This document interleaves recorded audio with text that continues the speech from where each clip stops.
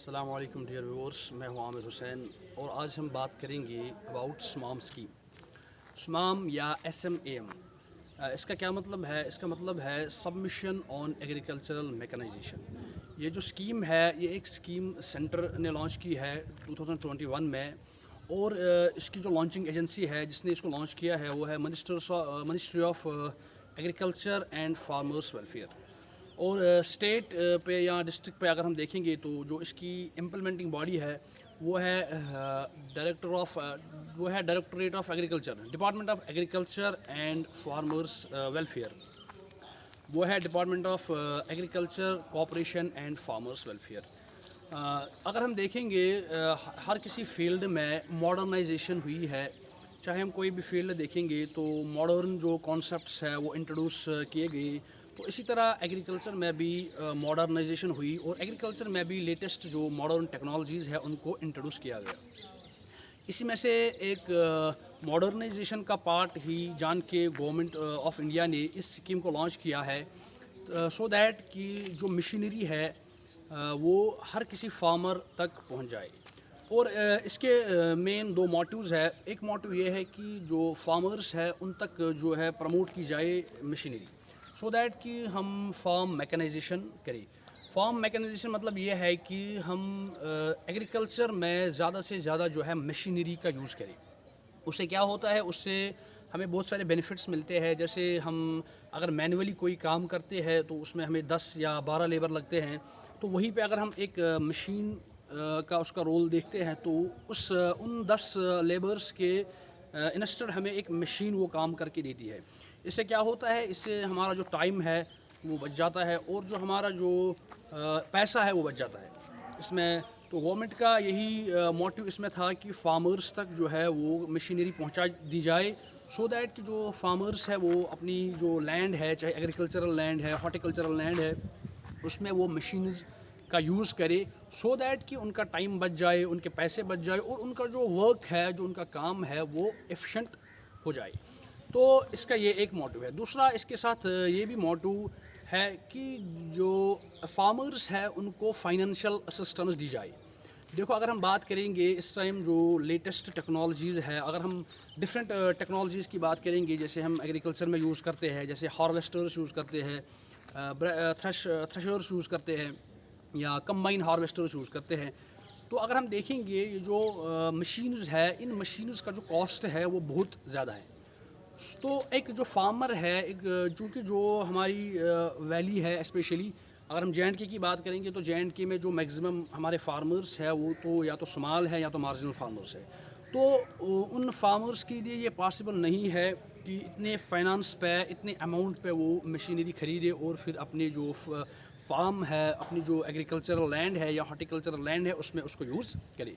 तो इसलिए गवर्नमेंट ने ये स्कीम लॉन्च की कि जो फार्मर्स है उसको उनको हम फाइनेंशियल असिस्टेंस दें। तो इस स्कीम में क्या हुआ कि इस स्कीम में फार्मर्स को 40 to 50% सब्सिडी दी जाती है। अगर आप कोई मशीन ख़रीदते हैं, सपोज़ अगर आप ट्रैक्टर ख़रीदते हैं, टिलर ख़रीदते हैं, तो आपको 50%, 40 to 50% जो उसका कॉस्ट है वो गवर्नमेंट बेयर करता है। तो मान लिया अगर आपको 6 लाख का ट्रैक्टर आता है तो इसमें आपको अगर 50% देखिए तो 50% में इसमें 3 लाख आपको गवर्नमेंट जो है वो ट्रैक्टर के लिए पैसे देगा। और इस स्कीम में एक इम्पॉर्टेंट जो इसका ये एक इम्पॉर्टेंट चीज़ इसमें ये है कि ये जो स्कीम है ये DBT बेस्ड है। It is direct benefit transfer. इसमें क्या होता है कि जब कोई फार्मर जो है वो मशीनरी को ख़रीदता है, चाहे ट्रैक्टर को ख़रीदता है, टिलर को ख़रीदता है, तो उसमें जो उसके पैसे है, जो उसका बेनिफिट है वो डायरेक्टली उसके अकाउंट में ट्रांसफ़र होता है। तो ये एक इसका एक बेनिफिट है। तो अगर कोई फार्मर है जो मशीनरी जो है ख़रीद नहीं सकता है तो उसको गवर्नमेंट जो है वो उसको असिस्टेंस करता है, तो उसको 50% इसमें सब्सिडी देता है। अब क्या है कि जो हैवी मशीनरीज़ है जिसमें एक फार्मर जो है वो अफोर्ड नहीं कर पाएगा, तो उसमें और एक इसमें एक ऑप्शन है वो है फार्म मशीनरी बैंक्स का। तो इस स्कीम में दो चीज़ें चलाई गई। एक तो कस्टम हायरिंग सेंटर्स जो गवर्नमेंट देता है, जो अनएम्प्लॉयड यूथ जो है तो उनको सेंटर्स देता है, वो फिर मशीनरी जो है ख़रीदते हैं, उन पे उनको सब्सिडी मिल जाती है।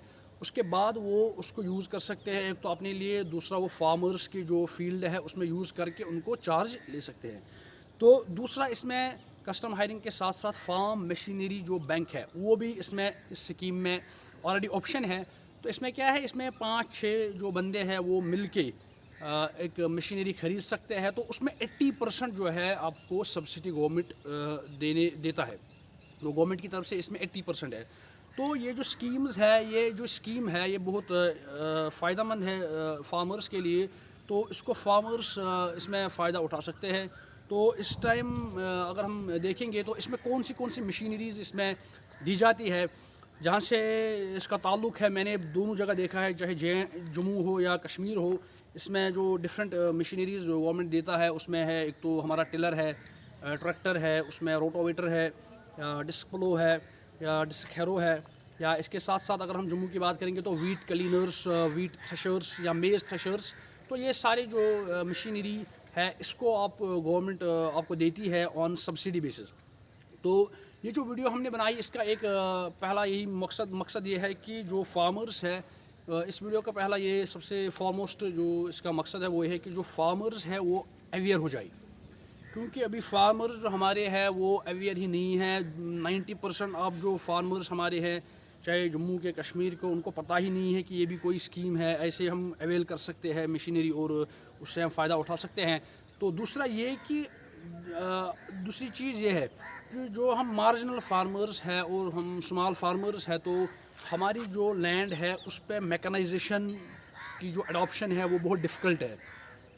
क्योंकि हम मार्जिनल फार्मर्स है, स्मॉल फार्मर्स है, तो हम अगर कोई मशीन लाएंगे जिसका बहुत ज़्यादा कॉस्ट होगा तो उतना उसका हम यूज़ नहीं कर पाएंगे। जो हमारी स्मॉल लैंड है या जो हमारी मार्जिनल लैंड है तो उस पर हम यूज़ नहीं कर पाएंगे। इसलिए हमारे लिए डिफ़िकल्ट होता है, हमारे लिए बहुत मुश्किल होता है कि जो एक फार्मर होता है वो इस मशीनरी को ख़रीदने के लिए तैयार ही नहीं होता है।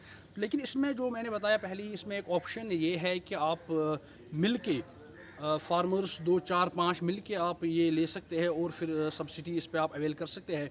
तो इसमें जो फार्मर्स है, फार्मर्स को अवेयर होने की बहुत ज़्यादा ज़रूरत है।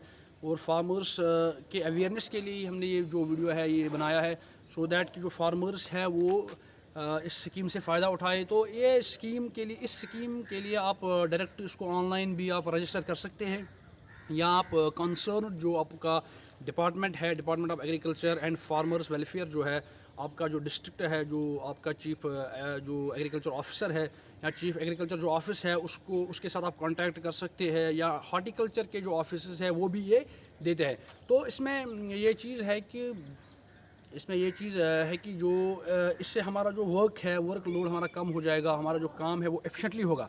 मेनली अगर हम देखेंगे जो कश्मीर है, कश्मीर का जो हमारी वैली है, Kashmir is known for Apple production. तो हम एप्पल की प्रोडक्शन करते हैं हर साल।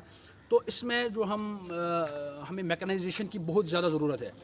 देखो आए दिन हम देख रहे हैं कि जो मौसम है, मौसम में कितनी जो एबरेंट वेदर है, अभी मौसम बहुत बैड वेदर चल रहा है कश्मीर में बहुत टाइम से। तो वहाँ पे जो फार्मर्स है, जो ऑर्चर्डिस्ट्स है, ग्रोवर्स है, वो डिजीज़ को कंट्रोल करने के लिए जो हम स्प्रेज करते हैं, उन स्प्रेज को वो इंश्योर नहीं कर पाते हैं, उन स्प्रेज को वो नहीं कर पाते हैं ड्यू टू बैड वेदर। तो इसमें अगर मैकेनाइजेशन हो जाए मशीन्स की वजह से, अगर हम with the help of machines जो स्प्रे करेंगे और अब फुल हम मैकेनाइज करेंगे अपने ऑर्चर्ड्स को, तो एक तो हमारे जो कॉस्ट्स है वो बच जाएंगे, दूसरा हमारा लेबर का जो खर्चा है वो बच जाएगा। और जो हमें फ्रीक्वेंटली बार बार जो प्रैक्टिस करनी पड़ती है हमें मैन्युअली, जिसमें हमें डिफ़िकल्टीज़ आते हैं और उसका कॉस्ट भी ज़्यादा होता है, तो वो हम कर सकते हैं।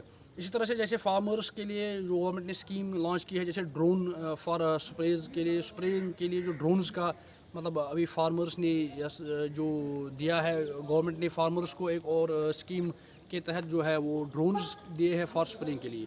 तो हम जो फार्मर्स को यही सजेस्ट करते हैं कि आप इस स्कीम के अंडर जो है वो आप अपनी मशीनरी को अवेल कर सकते हैं मशीनरी, और अपनी जो फार्म है, अपनी जो ऑर्चर्ड्स है, उस पर आप यूज़ करके इससे आपकी जो इनकम है वो डबल हो सकती है, इनकम आपकी इंक्रीज़ हो सकती है, और जो आपकी कॉस्ट ऑफ प्रोडक्शन है वो कम हो सकती है।